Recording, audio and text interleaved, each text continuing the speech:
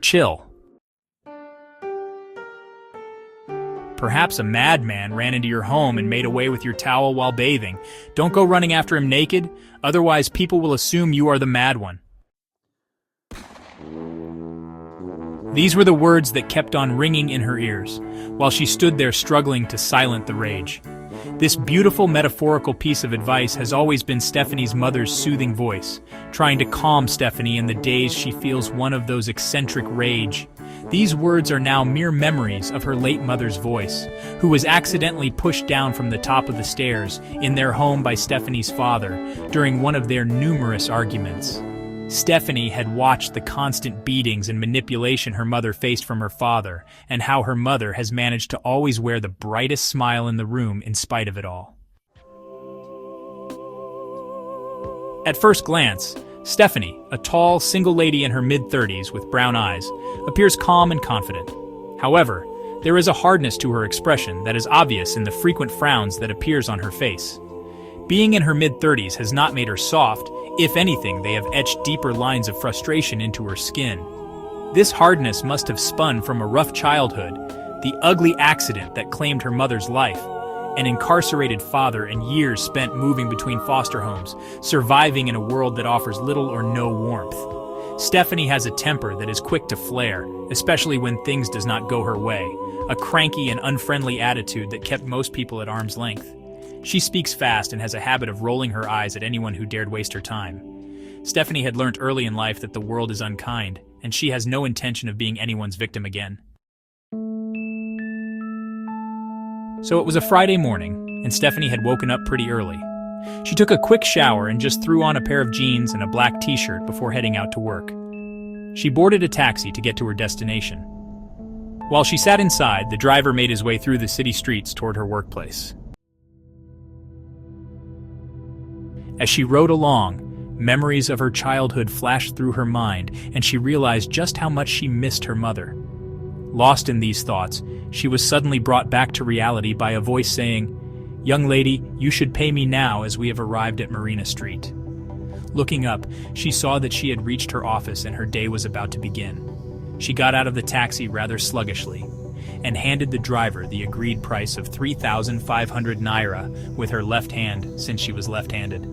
This gesture really surprised Awani, the bus driver, and right away his expression changed. Awani, who stood at about 5 feet tall, had a slim but sturdy frame that really showed years of hard work.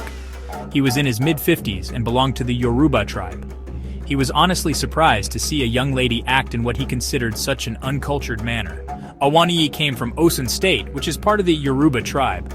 Among the Yorubas, one of the most important cultural values is respect and reverence for elders. For them, respect isn't just a social nicety, but a deeply ingrained value that touches every part of life. And you know, the Yoruba culture does not permit a younger person to give an item to someone older using the left hand. Awani looked up and shouted angrily in his native tongue, "Oleko," which means you were not raised properly. Stephanie stood still and, several thoughts were going through her mind. She just couldn't believe that in a country where, honestly, half of the population is considered poor and hungry, someone would care so much about the particular hand used to transact, instead of just, hurrying up to finish the transaction and move on to the next one. By now, Stephanie could really feel the rage building up inside her. She looked Awani straight in the eyes, gave him a cold stare, and then said, "Look here, old man, you should be worried about how you will change your rickety taxi. Take your money and stop wasting my time. I haven't got much of it in my hands." "Emi ko eko," which means "I will teach you a lesson," shouted Awani, who was now absolutely furious, as he staggered out of his taxi. He rushed towards Stephanie and, gave her a big slap. This was the moment she realized that her day was about to be a rough one. Stephanie could feel the adrenaline rush, and now she was about to serve, in her words, this foolish man the ultimate disrespect. "How dare you!" Stephanie shouted. And her next reaction was going to be to return the favor by slapping him all the way back to his village, where he would get the proper respect he desired so much. Stephanie raised her hand to slap Awani, but suddenly she heard a voice. "My dear daughter, Perhaps a madman ran into your home and made away with your towel while bathing. Don't go running after him naked, otherwise people will assume you are the mad one. With tears in her eyes, Stephanie retrieved her hand, held her cheek, and was trembling. While all the squabbles were going on, there stood a much older man, probably in his late 60s, at the corner of the road just watching. The old man walked up to Stephanie and then collected the money from her. He then proceeded toward Awanii, who was still pretty furious.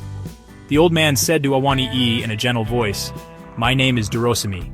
He handed the money to Awanii and said to him, "Son, if peace is an option, please choose peace. I know you are a Yoruba man just like me, and I understand that you felt disrespected by the lady.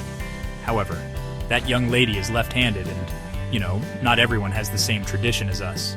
But we must learn to tolerate others. There is so much hostility in the world already. Let us not continue to fuel these hostilities." Awanii was initially shocked to see this man collect the money from Stephanie's